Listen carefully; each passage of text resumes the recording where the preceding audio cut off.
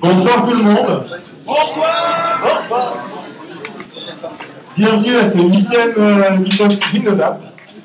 Donc ce soir, on a la chance d'accueillir quatre magnifiques applications qui vont nous faire des présentations techniques et design, donc sur le dev et sur le design. Je tenais premièrement à remercier Microsoft qui sponsorise ce Meetup et l'IESA Multimédia qui nous accueille comme d'habitude sur ces Meetup. Voilà, on peut les applaudir. Je sais pas si Alors, mon information personnelle, qui n'était pas au DevKings parmi vous? Ah bah, ça fait plaisir. C'est bien, c'est très bien, parce que vous allez pouvoir découvrir donc, ce qu'ils ont développé pendant 2 mois. C'était très difficile, et ce soir, on a vraiment 4 applications de très très bonne qualité, que ce soit au niveau du développement, du design, de l'idée, c'est vraiment génial, et ça a été récompensé, puisque 3 des 4 applications ce soir ont été finalistes et ont eu des prix. Donc on va commencer ce soir avec Open Paris qui a gagné le prix Intel, soit la magnifique somme de 5 000 €. Exactement. Voilà. Je vais bien commencer. Merci à vous. Bonsoir à tous. Vous m'entendez bien? Très bien, oui. Okay, je m'appelle Loïc Colbourg, je suis accompagné d'Anthony Froissant. Nous sommes tous deux consultants .NET chez Avanade. Et nous allons vous présenter Open Paris. Alors, Open Paris, en quelques mots, c'est une application pour Parisiens qui regroupe un ensemble de services parisiens, donc, tels que la localisation de Vélizy, de Wi-Fi, de centres de santé, de kiosques et de parking. L'objectif de l'application, c'est vraiment d'agréger un ensemble de sources de données open data. Donc actuellement, on en a 5, mais on pourrait très bien en avoir 6 dans 2 semaines, 15 dans un mois et plus par la suite. L'objectif, c'était vraiment ça, c'était vraiment d'agréger des données. Ce soir, on va vous présenter 3 fonctionnalités de l'application, 3 parties de l'application. On va commencer avec le backend Windows Azure. On enchaînera avec la partie Bing Maps sur Windows 8. On fera des petites démos par la suite. Et on finira avec le transfert de données NFC entre un Windows 8 et un Windows Phone. Et donc, je laisse Anthony commencer avec la partie backend Windows Azure. C'est Greg puisqu'il va Donc, comme tout le monde le sait, le thème c'est des open data. Donc quand on a vu le thème, on a eu un peu la même réaction que tout le monde, je pense. On s'est dit, qu'est-ce qu'on va faire? On a commencé à parcourir les sources de données, et on s'est dit, c'est vraiment le bordel. On aurait aimé avoir un moyen simple de récupérer toutes les sources, de les agréger et automatiquement de les inclure dans notre application. Mais il faut voir qu'au final, le résultat, ce qui est disponible, c'est pas utilisable en soi-même. Il y a forcément un petit travail à faire en amont pour que ça donne des sources de données qui soient utiles. Donc c'est l'objectif du premier point qu'on va vous montrer, récupérer et parser la source de données. Ensuite, on avait beaucoup de données qui étaient basées sur des adresses, par exemple. Donc on a utilisé Bing Maps, encore une fois, mais ce coup-ci le service en ligne, pour calculer la localisation d'un élément. Donc c'est le deuxième point qu'on va vous montrer. Et le troisième élément, c'est qu'une fois qu'on avait ces données, il fallait les stocker quelque part, et ensuite les servir au client quand il se connecte. Et donc c'est le troisième point. Et donc on parlera rapidement d'Entity Framework pour ceux qui connaissent. Ceux qui ne connaissent pas le découvrir. Ça c'est l'application. Elle est très jolie, vous avez vu.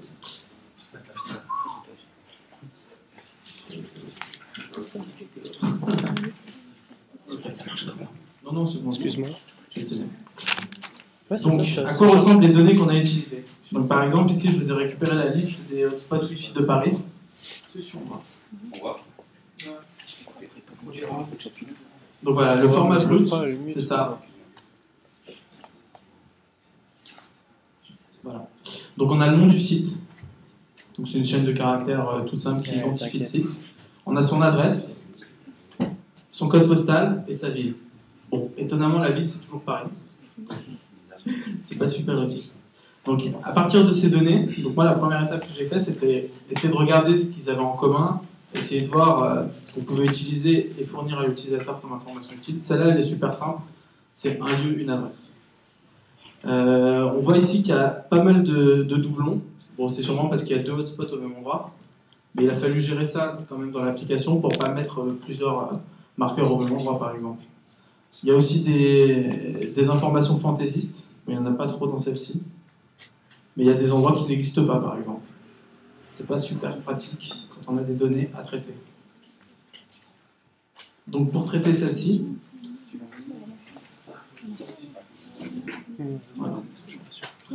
Donc c'est très simple, on a un service Azure en fait, qu'on va déployer, qui va tourner périodiquement. Donc par exemple on a choisi 7 jours, parce qu'on s'est dit que les données sont mises à jour annuellement, mais comme on ne sait pas vraiment quand, on a préféré laisser le service tourner pour qu'il le fasse lui-même. Donc par exemple on a un web client qui va juste nous servir à télécharger notre fichier. Donc j'ai récupéré l'URL du fichier qui était fourni sur opendata.paris.fr. On récupère le fichier et j'ai utilisé un petit utilitaire, un petit package Nugget en fait, qui s'appelle CSV Tools, donc par Maxstall, qui nous permet de charger directement en mémoire en fait le contenu du fichier CSV et de travailler après avec comme si c'était une data table. Donc comme ça c'est hyper simple à utiliser et ça évite de réinventer la roue parce qu'au début je m'étais lancé dans comment est-ce que je vais récupérer les données dans le fichier, etc. J'ai cherché sur Nugget, ça m'a pris 5 minutes et j'ai trouvé un truc qui le faisait directement et bien. Il y a quelques petits soucis avec l'outil, notamment à cause de l'encodage. Si le fichier n'est pas bien encodé, le data table.newRead ici pète directement, sans exception explicite. Donc c'est pas super pratique, mais une fois qu'on a compris que ça venait de l'encodage, ça roule. Et donc on peut voir ici que pour chaque ligne, on va récupérer les valeurs des différents champs. Donc ici on a les noms des colonnes, adresse, code postal, ville, adresse complète. On va le mettre dans une variable. Et ici on va récupérer les coordonnées depuis une adresse française. Donc ça fait juste un petit appel en REST en fait. L'API Big Maps. Donc ça permet... Donc voilà. L'API Big Maps. Donc... Ouais, mais là, elle est super longue, la truc. Tu vois pas? Si. Au fond, vous voyez bien le code ou pas trop? Sinon, rapprochez-vous. Donc un petit appel REST en fait, tout simple. Donc on lui passe le pays, la ville, le code postal et l'adresse. Et lui, il va nous renvoyer des objets qui vont contenir en fait les localisations qu'il a identifiées. On peut lui dire le nombre de localisations qu'on veut. Donc, moi, j'en ai demandé une seule. Et si on inclut en fait le voisinage de l'utilisateur, c'est-à-dire qu'on peut lui passer par exemple une adresse IP, on peut lui passer des coordonnées, on peut lui passer une adresse, et il va chercher les localisations vraiment les plus près. Donc voilà. Notre petit service Big Map nous renvoie un objet c'est quoi déjà? Un objet response qu'il va falloir ensuite traiter comme une location. Donc la location, c'est celle qui va contenir nos coordonnées, etc. Et en fait, ce que j'ai juste rajouté comme critère, c'est qu'il fallait que la localisation ait une haute confidence, donc qu'il soit sûr que ça soit bien le bon endroit, parce que j'ai pas envie d'envoyer mon utilisateur n'importe où. Et on a eu par exemple des Wi-Fi qui étaient en Picardie, parce que c'était une adresse qui était complètement fausse, et le service, quand il résolvait l'adresse, il nous envoyait en Picardie. Donc c'est pour ça que j'ai rajouté un petit peu ces codes, ces critères, pour éviter d'avoir des trucs un peu farfelus. Donc tout ça est asynchrone bien sûr, et le service va lancer comme ça toutes ses requêtes, et calculer pour chaque truc, pour chaque adresse, notre petite localisation. Donc une fois qu'on a la localisation, on va l'insérer dans la base de données SQL Azure. Donc la base de données SQL Azure, c'est comme une base de données SQL normale, avec quelques petites contraintes en plus, mais c'est juste des contraintes techniques. Et on peut ensuite l'attaquer par un autre service Azure. Donc je vais vous montrer un petit peu, voilà, on a fait quelques schémas Entity Framework. Attends, je vous montre la structure déjà, pour qu'ils voient un petit peu le genre de truc qu'on a, avec les jolies couleurs. Donc vous voyez, on a fait par exemple une entité par type de source de données qu'on avait, pour que ce soit plus simple à gérer. Et si je zoome sur les Wi-Fi,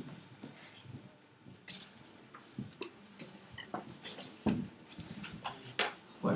On a son nom, son adresse, son code postal, sa ville, sa latitude, sa longitude, et un petit champ supplémentaire qu'on montrera peut-être dans l'appli après, parce qu'on permet à l'utilisateur de rajouter des endroits lui-même.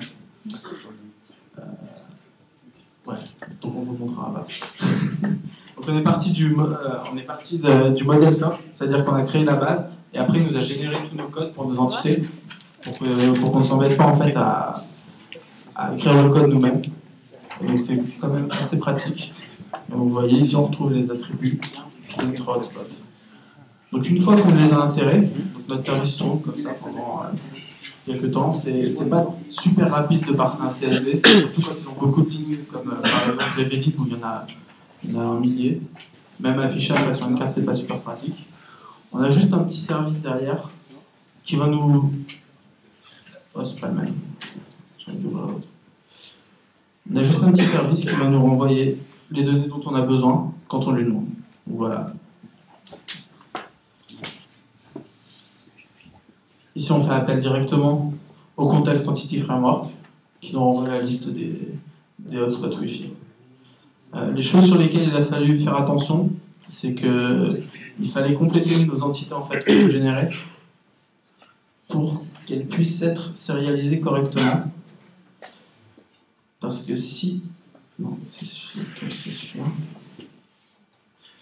Je suis placé laquelle. C'est parti. Non, c'est celui-là. Voilà. Donc il a fallu ajouter quelques attributs à nos entités. Parce qu'en fait, celle-ci, par exemple, était une classe avec des classes filles.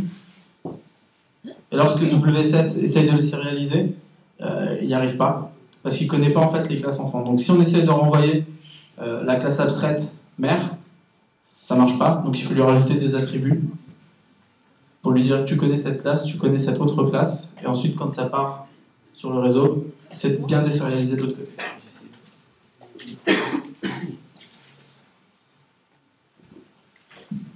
Ok, parfait. Donc, on a nos données, on a notre service qui expose ces données. On va maintenant consommer les données de l'application Windows 8 et je vais vous présenter la partie Big Maps. Je ne sais pas du tout. 1, 2, 1, 2, parfait. Donc, je vous fais une petite démo rapidement de l'application. Donc, ça, c'est la home. Je vais vous présenter spécifiquement la page qui affiche les hotspots Wi-Fi. Donc, je vais sur cette page, j'ai ma map qui affiche tous les Wi-Fi aux alentours, enfin, qui d'ailleurs affiche tous les Wi-Fi de Paris. Sur la gauche, j'ai ma liste de données. Si je clique dessus, je vais directement vers un point et j'ai les détails de ce hotspot. Donc voilà, il y a des petites animations, on peut tracer l'itinéraire, ça marche plutôt bien. Je vais vous montrer grosso modo comment on fait ça. Alors, je passe dans Visual. C'est pas celui-là. C'est celui-là. Donc première chose, donc là on va parler XAML et C#. Première chose au niveau du XAML, c'est très simple. On a notre module Big Maps qui est déclaré ici.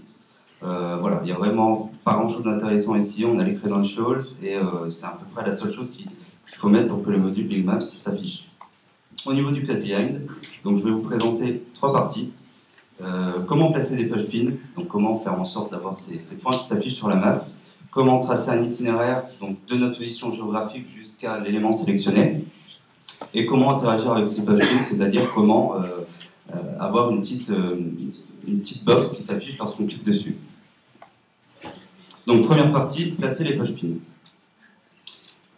Je vais y arriver. Premier élément, très simple, on récupère les données depuis notre service WCF, on les stocke dans Wi-Fi Hotspot. Bon, en l'occurrence, dans l'appli, on a tout fait en code behind, on ne s'est pas embêté parce que c'était plus rapide comme ça, autant le dire. Je récupère mes données, je passe dans la méthode display all hotspot. Attends, je vais essayer de le dire. Donc je passe dans la méthode display all hotspot et je vais faire plusieurs choses. Donc première chose, je vais vider. Donc maps module, c'est le nom de mon module Big Maps. Je vais supprimer tous ces enfants et tous ces layers, c'est-à-dire tous les éléments qui sont situés sur cette map, de façon à ce que ma map soit clean, qu'il n'y ait rien dessus quand je passe ici. Ensuite, pour chaque hotspot, je vais créer un élément de type pushpin qui va donc représenter typiquement ma pushpin qui s'affiche sur la map. Cet événement, je reviendrai dessus par la suite. Je crée un objet également location qui va me permettre de localiser ma pushpin. Donc je lui dis voilà, ta latitude c'est la latitude du hotspot, ta longitude c'est la longitude du hotspot. Je set ensuite la position de mon pushpin. Donc voilà, je lui dis ce pushpin tu vas t'afficher à cet endroit. Et j'ajoute mon élément sur la map. Donc c'est ces 4 lignes finalement très simples qui vont nous permettre d'afficher un pushpin sur la map et qui font qu'on a le petit point bleu qu'on voit ici. Alors justement, par défaut, un pushpin, ça n'a pas cet aspect-là. C'est vraiment un petit point bleu. Je ne sais pas si vous voyez, si vous avez déjà utilisé le module Bing Maps. Là, en fait, on a customisé un petit peu ce pushpin de façon à ce que ça soit un peu plus beau que ce qu'on a par défaut. Et pour customiser ce pushpin, c'est assez simple. On a modifié le control template du pushpin. Donc ici, j'ai un style qui me dit, voilà, pour tous les pushpins de cette page, tu vas utiliser le template qui s'appelle Wi-Fi Pushpin Template. Et ce template, il est défini ici. Voilà, il est ici. Je zoome un petit peu. Ce template, il nous dit, on a une grid, et dans cette grid, on a deux passes. Un pass qui va représenter finalement le fond bleu, et un pass qui va représenter le petit signe du Wi-Fi. Donc voilà, c'est très simple, on modifie, on refait un contrôle template pour notre pushpin, et ça s'affiche automatiquement pour tous les pushpins de la page. Je retourne au niveau du code behind. Donc voilà, là on a pu afficher notre pushpin, je passe à la deuxième partie, tracer un itinéraire. Je refais une démo rapidement au niveau de l'appli, donc je sélectionne un pushpin, j'ai un petit bouton itinéraire, et quand je clique dessus, j'ai l'itinéraire de ma position, ici, le petit gugus, jusqu'à la position du pushpin, donc du hotspot Wi-Fi qui est ici. Donc ça c'est un itinéraire. Première chose, on va récupérer le hotspot sélectionné au niveau de l'interface graphique, donc là il n'y a pas grand chose d'intéressant, et on récupère la location qui correspond à la position géographique de notre hotspot. Je passe ensuite dans la méthode traceroute. Donc je récupère, première chose, la position de l'utilisateur. À ce moment-là, j'ai la position de l'utilisateur et la position du hotspot. Je vais ensuite utiliser un service Bing Maps qui va me permettre, hop, ici, de récupérer finalement l'itinéraire. Donc j'ai rien à faire, moi j'appelle un petit service REST Bing Maps. Je lui passe la latitude, longitude, source et destination, donc de ma position et de la position du hotspot. Et ce petit service va me renvoyer une réponse qui va contenir tout ce dont j'ai besoin, c'est-à-dire les différentes positions géographiques par lesquelles je vais devoir passer pour réaliser mon itinéraire et la liste des éléments, finalement des infos qui définissent la route que je vais suivre. L'idée c'est que là, avec ce module-là, on est obligé d'être connecté en fait, parce qu'il va faire ses requêtes vers Bing Maps, alors que sur Windows Phone, avec EarMaps, les traçages d'itinéraire et tout est fait en local si on a les cartes téléchargées. Donc c'est beaucoup plus pratique. Donc rapidement, les différentes étapes pour tracer notre itinéraire. Première chose, je vide tout ce qu'il y a sur la map. Comme avant, là il n'y a rien de particulier. Je crée ensuite un objet de type Location Collection qui va regrouper un ensemble de locations et qui va déterminer l'itinéraire tout simplement. J'affiche ensuite l'itinéraire, donc je passe dans cette méthode. L'itinéraire, voilà, c'est un ensemble de points de couleur rouge qu'on va ajouter à notre map. Voilà, il n'y a rien de particulier, on lui passe l'ensemble des locations et pour chaque location, il nous génère tout ça automatiquement. Je reviens dans la première méthode. Alors, ce que je fais ici, c'est que je vais cadrer ma map sur l'itinéraire. En gros, je crée un rectangle qui va correspondre à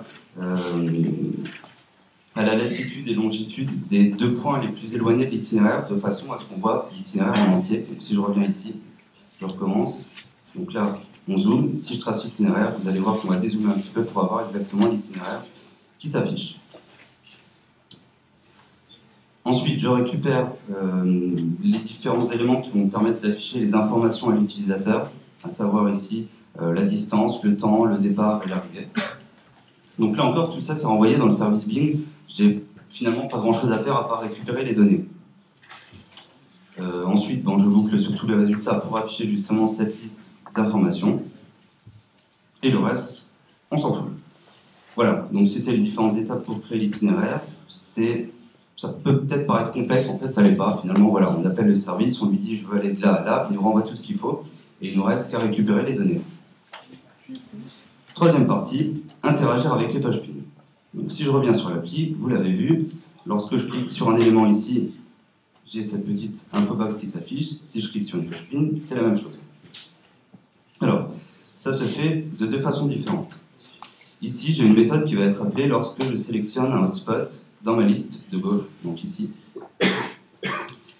Donc je récupère l'élément sélectionné et j'appelle une méthode qui s'appelle displayInfobox. Dans cette méthode, je vais faire plusieurs choses. Première chose, je supprime toutes les infobox qui sont déjà placées sur la map. Donc comme vous le voyez ici, si je clique ici, la première disparaît. Si je reclique là, j'ai à nouveau la première. Donc à chaque fois, j'en affiche qu'une, je supprime tout le monde, tous les éléments. Je crée ensuite un objet type pushPinInfobox, donc je ne vais pas passer dessus, hein, c'est un user control qui représente tout simplement mon infobox. J'ai différents événements qui vont permettre d'effectuer diverses actions, donc tracer l'itinéraire quand je clique sur ce bouton, ajouter aux favoris, etc., etc. Et cet élément, par la suite, je l'ajoute à ma map en créant auparavant une location qui correspond à la location de ma pushpin. Donc j'ai ma pushpin, je place simplement l'infobox à côté, qui encore une fois n'est qu'un simple user control. Avec le contrôle HTML5 de Maps, on a un élément infobox par défaut. Là, c'est pas le cas, donc il faut bricoler un petit peu, mais c'est pas bien compliqué non plus. Voilà, et par la suite, j'ajoute cet élément sur ma map. Après un petit délai, de façon à ce qu'il ne s'affiche que lorsqu'on arrive vers cet élément. Donc là, voilà, il s'affiche après 600 millisecondes à peu près. Voilà au niveau de Big Maps. Donc c'était assez récurrent parce qu'il y a pas mal de choses à dire. Et je vous ai montré grosso modo tout ce qui faisait en sorte que cette page fonctionne plutôt bien. Oui, donc on a les autres types de cartes ici, mais voilà, ça c'est géré automatiquement. Voilà, ça c'est géré automatiquement, on n'a rien fait là-dessus. Ok, donc on va passer à la troisième et dernière partie, et je vais aller assez vite parce qu'on n'a plus beaucoup de temps en fait, qui est la partie NFC. Alors, depuis l'application, on va pouvoir ajouter des favoris. Je ne voulais pas faire ça. On va pouvoir ajouter des favoris. Je ne sais pas si j'en ai, alors je vais faire, j'en ajoute un. Si je reviens ici, j'ai mon favori sur la home. Et si je vais sur la page des favoris, donc je retrouve mon seul favori. Ces favoris, on va pouvoir les partager entre un Windows Phone et entre une tablette Windows 8 via NFC. Alors, je vais vous montrer rapidement comment ça se passe. La démo, je ne peux pas la faire ici parce que je n'ai pas l'appli sur le téléphone tout simplement, et mon ordi ne prend pas en charge le NFC. Au niveau du code, ça donne ceci, si j'y arrive. Donc ça se passe dans la page favori. Donc, cette partie-là, on s'en fout, on va simplifier. J'utilise la classe PeerFinder qui va me permettre de détecter finalement tous les devices qui sont proches de moi, qui supportent le NFC et qui vont permettre de connecter les deux applications. Ce qui est important ici à retenir, c'est surtout cette petite ligne. En gros, ce qu'on lui dit ici, c'est que depuis notre appli Windows 8, on va pouvoir se connecter aux applis Windows Phone qui ont cette App ID. Donc l'App ID que vous retrouvez dans le manifeste du côté Windows Phone. Et sans cette ligne, vous n'allez pas pouvoir tout simplement connecter vos deux applications. Je m'abonne ensuite à l'événement Triggered Connection Change qui va se lever dès que l'état de la connexion entre nos deux devices va changer. Donc si je viens ici, on voit qu'on a les états listening, peerfound, connecting, etc. Ce qui nous intéresse, c'est l'état completed qui nous indique que nos deux devices sont connectés. Quand nos deux devices sont connectés, j'ouvre mon stream qui va me permettre d'envoyer des données vers le second device. Je reviens ensuite ici. Quand je clique sur mon bouton Share, alors je vais faire deux petites choses très simples. Je vais récupérer tous les éléments favoris qui auront été sélectionnés au niveau de l'interface. Je sérialise tout ça dans un petit objet en JSON, tout simplement. Et j'écris ce JSON finalement dans mon stream, dans le stream qui a été ouvert et que j'ai récupéré tout à l'heure. Donc j'écris les données et je vais les envoyer vers mon Windows Phone. Alors côté Windows Phone, c'est quasiment la même chose. Donc j'ai mon PeerFinder cette fois qui me permet d'identifier l'appli Windows 8. À nouveau le même événement. C'est pas ce que je voulais faire. Donc à nouveau le même événement. Et quand on est completed cette fois, donc je récupère aussi le stream et je vais appeler une méthode qui s'appelle Search for Messages, qui va boucler sur le stream, qui va regarder tout simplement si on a des résultats dans ce stream et si on en a. Donc je passe ici, j'ai un data reader, je récupère le JSON qui a été envoyé. Donc ici, je le désérialise pour récupérer cette fois les favoris qui ont donc été sérialisés de l'autre côté. et je les affiche au niveau de l'interface, au niveau de mon Windows Phone. Alors on pourra vous faire la démo si vous voulez juste après. C'est ta tablette, je crois que oui. Non, bah, on ne pourra pas vous faire la démo, c'est dommage. Voilà, donc au niveau du NFC, on va en rester là, parce qu'on a un petit peu explosé le temps. Et on vous remercie et n'hésitez pas à venir nous voir si vous avez d'autres questions sur l'application. Merci.